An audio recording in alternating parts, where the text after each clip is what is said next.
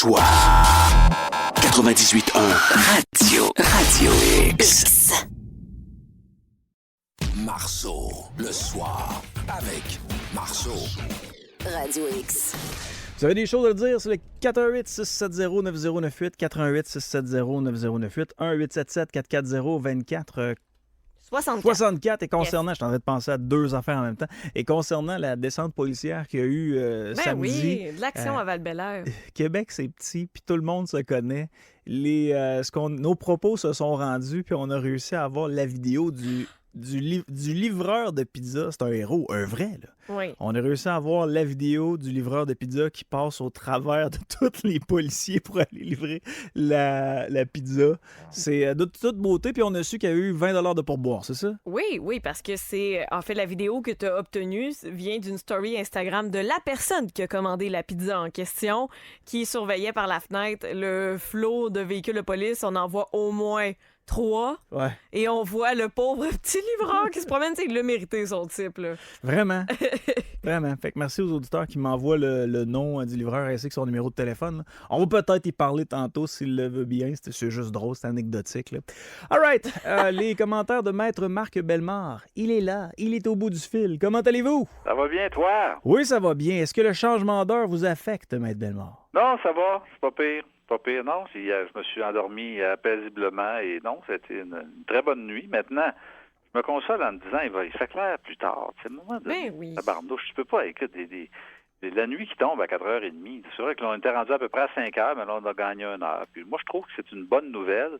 Même si on est privé d'1 heure un dimanche, il reste que pour les mois qui suivent, on est en clarté, puis bon Dieu que c'est bon pour le moral. Là. Moi, les seules bonnes nouvelles, Maître Bellemare, là, dans ma vie concernant le changement d'heure, c'est que toutes les heures reviennent à la normale dans mon char, ainsi que sur ma cuisinière. Quand tu as écrit ça, là, j'étais tellement...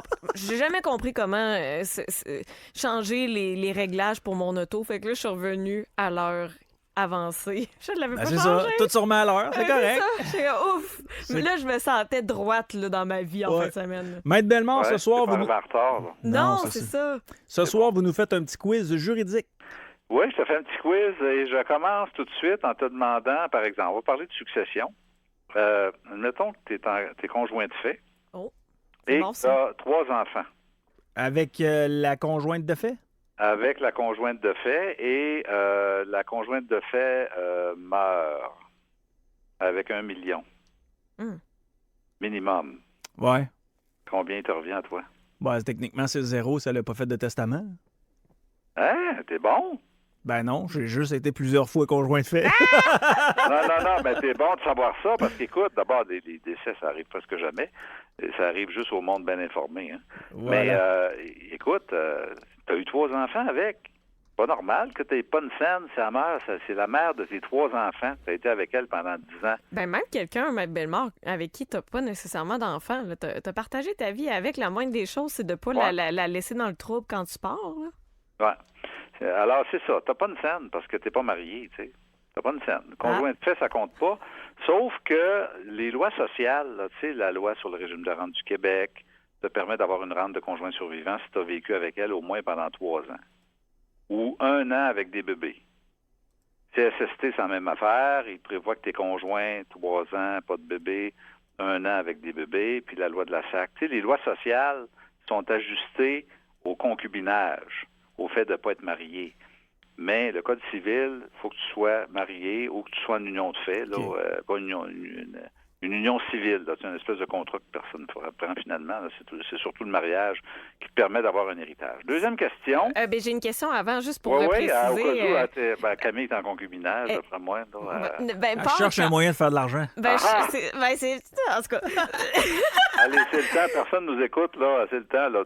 Mon chum m'a surtout dit qu'il n'écoutait pas la radio à soir, là. C'est vraiment cruel comme question, mais une rente de survivant par rapport à être veuf, est-ce que c'est le même montant? Qu'est-ce que tu veux dire? Ben, être veuf, qu'est-ce que ça rapporte comme... Est-ce que c'est la moitié du patrimoine qui revient à toi, l'ensemble du patrimoine versus une rente de survivant? Non, la rente de conjoint survivant, c'est la rente qui est versée au conjoint qui survit en autant que tu as été avec la personne, même si tu n'es pas marié, que tu as été conjoint de fait pendant au moins 3 ans. OK. Alors là, tu vas avoir une rente de conjoint survivant.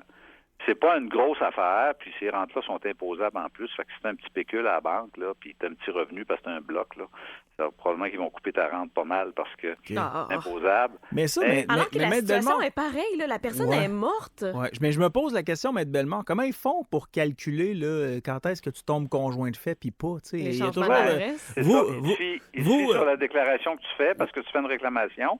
Là, tu dois marquer depuis quand tu vis avec la personne. OK. Il faut qu'il y ait une union réelle. Il faut qu'il y ait un secours mutuel. Il y a 3-4 conditions pour qu'on puisse parler de conjoint. Mais ils reçoivent une formule. Puis s'il y a des doutes, ils vont enquêter. Puis ils ont des enquêteurs qui peuvent fouiller tes comptes de banque, tes OK. adresses, tes comptes pour voir si vraiment tu as vécu avec cette Puis là, personne-là tout pendant au est moins 3 gelé, ans. fait que c'est long, puis c'est le bordel. Fait que là, le moment où on butine n'est pas calculé, là. C'est ça. C'est pas considéré comme une cohabitation. Il faut que tu aies une cohabitation. Et c'est 3 ans, pas de bébé, 1 an avec un bébé. C'est pas mal la même chose dans toutes nos lois. OK. Et ça tient pas compte du fait que tu sois marié ou pas. Mais au niveau du Code civil, les testaments, ça exige ça. Ça te prend plus qu'une brosse à dents chez elle, c'est ça la question. Ils ont toutes des brosses à dents, puis ils ont toutes, il avait laissé des bobettes dans le tiroir, puis son linge était chez nous, puis ci, puis ça. Mais tu sais, des fois, il y a des situations particulières, puis des fois, il y a plusieurs veuves qui réclament. Moi, ça m'est arrivé un dossier, ça fait peut-être une vingtaine d'années. À l'époque, c'était devant la Commission des affaires sociales, qui était l'ancêtre du tribunal administratif du Québec. Il y avait 3 veuves. Oh! Oui, il y avait la fille avec qui il était marié, il y avait la fille avec qui il avait vécu, puis il y avait l'autre qui voyait de temps en temps. Hey, le meeting devait être intéressant, Maître Bellemare, hein? Et d'expliquer la ça. personne qui a gagné, c'est celle avec qui il vivait. Oh my Ah, God! ouais. Alors c'est ça. Ça avait été assez compliqué, mais il y avait 3 femmes qui avaient réclamé pour le même gars qui était mort. Maître Bellemare, je ne sais pas si vous vous souvenez de cette histoire-là au Chili, des mineurs qui étaient bloqués sous terre dans une mine, qui ont été là pendant presque 70 jours. Ouais. Ouais. Vous souvenez-vous de ça? Oui, je me souviens. Ben, dans ces 33 mineurs-là, il y en a un seul qui ne voulait pas remonter après 69 jours. Savez-vous c'est lequel? C'est une joke, ça? Non, c'est pas une joke. Celui qui a su que sa femme et sa maîtresse l'attendaient en haut. Ah! Et pourtant, dans les pays latinos, Dieu sait que des maîtresses, il y en a. M'embarque Non, mais pas c'est là-dedans. vrai. Ah ouais? Ah, c'est vrai. Écoute, je comprends donc. Ils vont tout le temps à messe, mais... Mais bref, il voulait pas remonter, lui. ouais. Préférait rester dans le trou. C'est bon, mais t'es sérieux, là? Oui, c'est vrai, c'est vrai. C'est comprends. une histoire vraie. Ça avait été rapporté par les médias comme quoi une femme avait appris qu'elle était cocu parce que les deux femmes cherchaient leur petit mineur chilien puis se sont rendus compte que c'était le même. Mais blague à part, la ministre de la Famille, Sonia Lebel, n'était pas supposée repenser à tout ça. Conjoint de fait, mariage. Ouais, les- Après l'OLA, je pense que la Cour avait demandé qu'on revoie ce régime-là, le régime matrimonial des conjoints de fait, puis tout ça. Je sais pas où c'est rendu, là, mais il y a une réforme de la famille qui va être faite C'est par, ça. je pense que c'est Jolin Barrette, le ministre là, de la Justice, qui s'occupe de ça. Mais à un moment donné, on devrait peut-être aplanir ces inégalités-là là, entre les conjoints de fait. Aujourd'hui, là, tu sais, le mariage, pas marié, c'est un petit peu c'est particulier. Au niveau des testaments, au niveau aussi des pensions alimentaires, tu sais, parce que techniquement, que les conjoints de fait, ils n'ont pas besoin de pension. Ils ne peuvent pas réclamer une pension au conjoint le plus fortuné.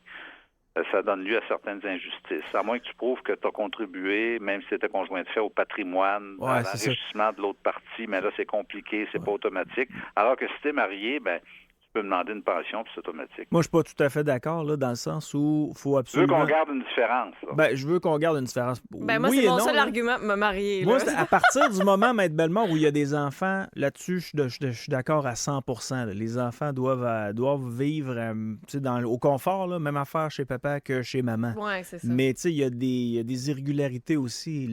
La pension alimentaire que monsieur donne à madame n'est pas comptabilisée dans ses affaires, de ce que je comprends. Puis lui, ben, il peut pas diminuer son revenu, même s'il a donné une partie à son ex-conjoint. Ça, si le gars il a donné 15 000 $ de salaire, on peut-tu l'enlever de ses impôts, s'il vous plaît? Là? Oui, c'est ça. Oui, tu as raison. Mais il y a des choses à changer puis à améliorer.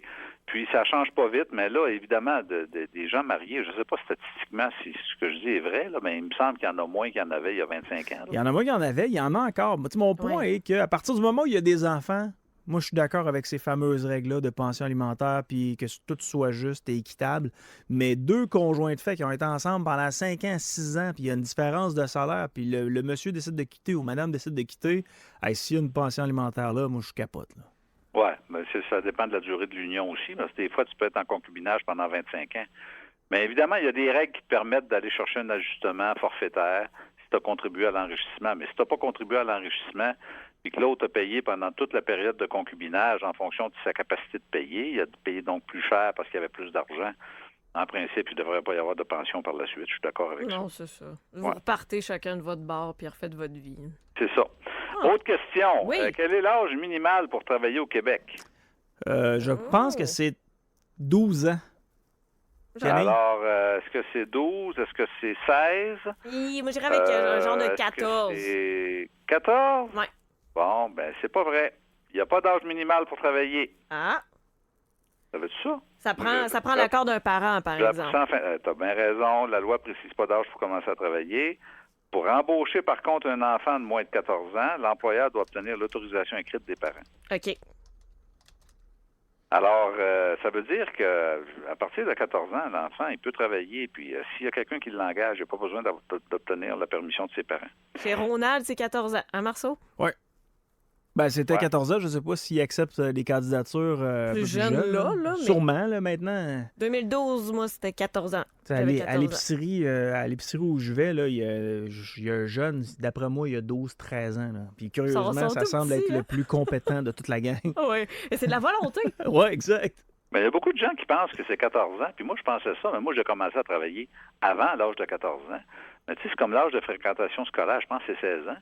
Tu n'as pas le droit d'abandonner l'école avant 16 ans. Mais Oui. c'est sûr que si tu as un flot là, qui a 14 ans, puis l'école, ça l'écarte, puis il ne veut rien savoir, bonne chance pour le garder à l'école. Là. C'est sûr que l'école est obligée de le garder parce que c'est 16 ans, mais il reste que un enfant qui est vraiment pas intéressé à étudier, ça doit pas être drôle. Là. De le laisser tout le temps à l'école. Là. Mais Non, c'est ça. je pense que c'est l'établissement scolaire puis les parents qui doivent veiller à ça. C'est sûr. Alors, le cannabis, c'est quel âge au Québec? 21 ans. Toi, c'est 21 ans. Ouais, je dirais 21 ans, moi aussi. C'est le seul qui n'est pas à 18 ans. On l'a mis à 21 à Ouais. cause des effets sur le cerveau, je pense. Oui, bien, ça a chialé pas mal au début quand Trudeau est arrivé avec sa loi, mais là, il y a plus grand monde qui se plaint de ça. Tu t'en penses? 21 ans? Non, mais là, faut mettre un âge. De toute façon, là, on a mais- toute une mémoire de poisson rouge. Là, d'après ce que je comprends, les libéraux repasseraient. Puis Jean Charest, il n'y a rien à se reprocher. Tout va bien. Ouais, c'est ça. La CAQ a fait une maudite belle job dans les 2 dernières années. 6500 aînés décédés en CHSLD. Ouais, c'est ça. Tout va bien. Ouais, mais c'est ça, les sondages sont bons pour la CAQ dans les personnes âgées. Il paraît, C'est-tu la personne correct, âgée, je m'inclus là-dedans. Là, les 60 ans et plus, ça a l'air que la CAQ a un très bon score. Avez-vous eu votre petite carte McDonald's là, pour avoir le droit au rabais, Maître Bellemare? Ben? Non, mais ils m'ont Non. pas dit ça. Moi, quand je vais chercher mon café latte au McDo, ils m'ont pas dit que j'avais droit à un spécial. Ben là, c'est le temps de vous demander votre petite carte McDor, Maître Bellemare. Là. McDor! Oui, McDor. OK, c'est pour pas trop dormir. Non, mais c'est pas. Non, pour âge d'or. Oui, McDonald. OK, ben oui, je comprends. McDor. C'est beau, alors, j'ai bien compris. Maintenant, la Charte des droits et libertés au Québec interdit la discrimination fondée sur certains motifs. Est-ce que la Charte interdit la discrimination basée sur les antécédents judiciaires? Ça veut dire, est-ce qu'on peut te discriminer, c'est-à-dire refuser de t'embaucher parce que tu as des antécédents judiciaires? Oui. Ouais, moi aussi, j'ai l'impression parce que des fois, on a des vérifications de casier judiciaire pour des emplois qui nécessitent tu sais, de la sécurité, là, mettons, des emplois fédéraux, aéroports et compagnie. Là. Oui, c'est ça. Alors, les antécédents ne font pas partie de façon spécifique des motifs interdits de discrimination comme le sexe ou l'identité de genre qu'ils appellent maintenant, là, ou les convictions politiques ou l'orientation sexuelle. Mais tu peux discriminer sur cette base-là, sauf que tu ne peux pas pénaliser un candidat ou un employé simplement parce qu'il y a des antécédents, à moins qu'il y ait un lien avec l'emploi. Mais là, ça veut dire quoi? Ça veut dire que c'est sûr que si tu engages un concierge dans une école primaire, puis le gars, il y a un dossier de pédophilie, tu as le droit de ne pas l'engager. C'est même que tu as la responsabilité de ne pas l'engager. Mais il y a des crimes là, de type fraude. Là, mettons, je sais pas, tu as fraudé une banque. Là, ça commence à être large. Ça veut dire que les employeurs, tu as quasiment tout le temps des responsabilités financières dans les emplois que tu as. Là. Ça veut dire que ça ne doit pas être facile de se trouver une job quand tu as commis un crime de façon, sur un crime financier ou, je sais pas moi, des menaces de mort ou, à un moment donné, le boss va dire « Wow, je t'engage pas ». D'après moi. Ben, parce que, tu sais, il y en a que c'est des criminels notoires. Il y en a d'autres qui vont faire un crime lors de leur 18 ans. Rendu à 23 ans, 24 ans, ils pourraient faire une demande de pardon aussi pour se débarrasser de ça, là. Oui, mais c'est vrai que c'est bien compliqué. Hein? Harper, il avait resserré beaucoup les contrôles au niveau des pardons. Avant ça, avant 2010, tu avais ça comme un pet. Là. OK. Ben, parce que j'ai des camionneurs à qui je parle, Maître Bellemare, des camionneurs à qui je parle, là, eux autres, ils payent. Là, c'est une firme spécialisée là-dedans. Par exemple, les camionneurs ont eu des ballons il y a de ça quelques années. Ben, ils payent cette firme-là qui fait la demande parce que le casier judiciaire n'est pas annulé totalement. Hein. On le ferme ici au Québec, mais on l'envoie comme dans un genre de voûte. Là. La GRC peut y avoir accès, mais sinon, si l'employeur essaie de chercher quelque chose, une fois que vous avez eu votre demande de pardon, il ne verra rien. C'est ça. Mais il n'est pas effacé. C'est ça. Mais il y a des entreprises, qui se spécialisent là-dedans. C'est autour de 1 000 de ce que je me souviens. Là. Mais toi, t'engagerais-tu, je sais pas, moi, un gars qui est, je sais pas, il est condamné pour violence conjugale, là? Non. Puis t'as un restaurant, là, puis il y a 8 filles qui travaillent pour toi, là. Puis le gars, là, il est, je sais pas. Il y a des crimes plus pardonnables que d'autres dans mon cas. Non, mais est-ce que tu peux dire à ce moment-là que l'infraction a un lien avec l'emploi parce qu'il y a beaucoup de femmes sur le plancher, puis ce gars-là a fait la preuve par 2+2 qu'il n'y a pas de respect pour les femmes parce qu'il a été accusé de condamné pour violence conjugale. Femmes et enfants s'embarquent pas. T'as le fameux risque de récidive. Je pense que c'est rendu jouer avec le feu, là, de l'intégrer dans un milieu de femmes avec une job sous pression, là. Oui, puis tu as le droit d'y demander s'il y a un casier judiciaire. C'est pas illégal. Puis tu as le droit de refuser de l'embaucher ou même de le mettre dehors à ces conditions-là, mais quand même. OK, alors j'ai une autre question. C'est parti. Une victime d'agression sexuelle a un délai de 3 ans. Donc, elle doit agir dans les 3 ans suivant l'agression contre son agresseur. Est-ce que c'est exact? Dans le cadre d'un recours civil, 3 ans. C'est-tu criminel, le 3 ans? Non, mais tu es victime d'une agression sexuelle.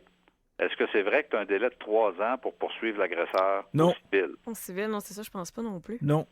C'est quoi? C'est quoi le délai? Il y en a-tu? Je dirais qu'il n'y en a pas. Ah! C'est bon, ça!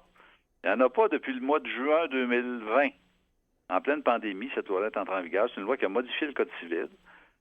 Et c'est un engagement électoral de la CAQ, ça. Il faut le reconnaître, là. T'sais, ils ne respectent pas tout, là, mais ça, ils l'ont respecté. Puis je dois te dire, moi, je me suis battu pendant 10 ans pour que ça change, là, parce que avant cet amendement-là, il y avait un délai qui allait de 3 à 30 ans, dépendant des situations. C'était compliqué, la prise de connaissance, puis ci, puis ça. Tu sais, quand est-ce que tu as pris conscience que tu avais été agressé sexuellement par ton mononcle dans tel rang de telle campagne? À cette heure, il n'y a plus de délai. C'est clair? Il n'y a plus de délai, puis ça a un effet rétroactif, ce qui veut dire qu'aujourd'hui, si tu as la preuve que tu as été agressé sexuellement en 1962, mais tu as le droit de prendre une poursuite civile contre ton agresseur et de l'obtenir une condamnation pour les dommages financiers qu'il t'a causés. C'est bon, hein? Ben oui, c'est bon.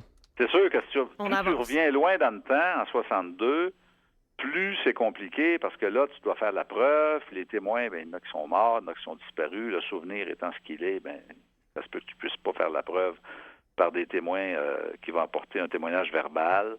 Alors, les documents ont disparu, mais il reste que, techniquement, c'est possible. Et c'est ce qui explique qu'il y a autant de recours collectifs qui sont intentés depuis 2 ans contre des congrégations, des paroisses, des prêtres, puis des scouts, puis tout ce que tu voudras, parce qu'à ça, il n'y a plus de délai. Au Québec, on a été d'ailleurs la dernière province canadienne à abolir le délai qui existait, qui était ce qu'on appelait un délai de prescription. Autre question, la pension alimentaire que tu payes pour tes enfants s'éteint automatiquement à l'âge de 18 ans. Est-ce que c'est vrai? Pour une pension alimentaire, je suis pas sûre. Non, c'est admettons faux. que moi, là, j'ai des enfants j'ai un enfant de 17 ans, là, puis je paye une pension alimentaire pour mon enfant. Est-ce qu'à 18 ans, c'est terminé? Est-ce qu'à la majorité, c'est terminé? Non. Non, hein? Je pense pas, moi. Alors, quand est-ce que ça se termine? Ça se termine ce jour? Ben, en fait, je pense qu'il n'y a pas rien qui est inscrit à ce sujet-là dans la loi, mais à un moment donné, si on se ramasse en cours puis le juge juge qu'il y a de l'abus, il peut canceller. Mais un individu de 28 ans qui est toujours chez papa ou chez maman peut réclamer une pension alimentaire à ses parents si l'individu est encore à l'école. Oui, tu as raison. Effectivement, c'est un très bon point, mais le critère, c'est l'autonomie financière, Voilà. au fond. T'sais. Si tu étudies à l'université ou au cégep, là, puis t'es pas autonome financièrement, ou bien que tu as une déficience, ou que t'as pas beaucoup de talent, ou que, je sais pas, moi, tu as de la misère à trouver une job, à ce moment-là, tu peux demander une pension alimentaire à ton parent ou à tes parents, sans limite de temps. Là. C'est là Ils qu'on tombent se rend malades, compte, là. ma belle-mère, qu'il y en a qui sont gâtés, hein, parce que les pensions d'orphelins, là, ça arrête à 18 ans, ça. Il y en a qui sont gâtés dans le sens que les parents sont juste séparés, Ah oui, en je guillemets, comprends. vous comprenez ce que je dis, là? Ah, tu veux dire l'orphelin Régie des rentes, là? Oui, c'est ça. Ouais, ouais. À 18 ans, il n'y a plus rien, là. Puis autonomie financière ou pas, c'est part de tes propres ailes, puis organise ça. Arrange-toi. là. Mais Ouais. la pension alimentaire, là, tu as un enfant, toi, de 30 ans, là. Et puis, il tombe malade, là. Mm. Il y a un cancer, quelque chose, il y a un recours contre toi, il peut demander une pension alimentaire. Et je sais pas si vous vous souvenez, il y a bien des années, c'était Paul Bégin qui était ministre de la Justice, on est dans la fin des années 90. Il y avait une série de recours qui avaient été intentés par des enfants en pension alimentaire contre des grands-parents. Les grands-parents, oui. Ça fait un bail, ça. là. Ouais. Hein? Oui, les enfants, un enfant de 20 ans, disons que le père avait pas une scène ou qu'il il n'y a pas de job, je sais pas quoi. Alors, l'enfant de 18 ans, pour aller aux études, avait déposé une poursuite, un recours en pension alimentaire contre son grand-père.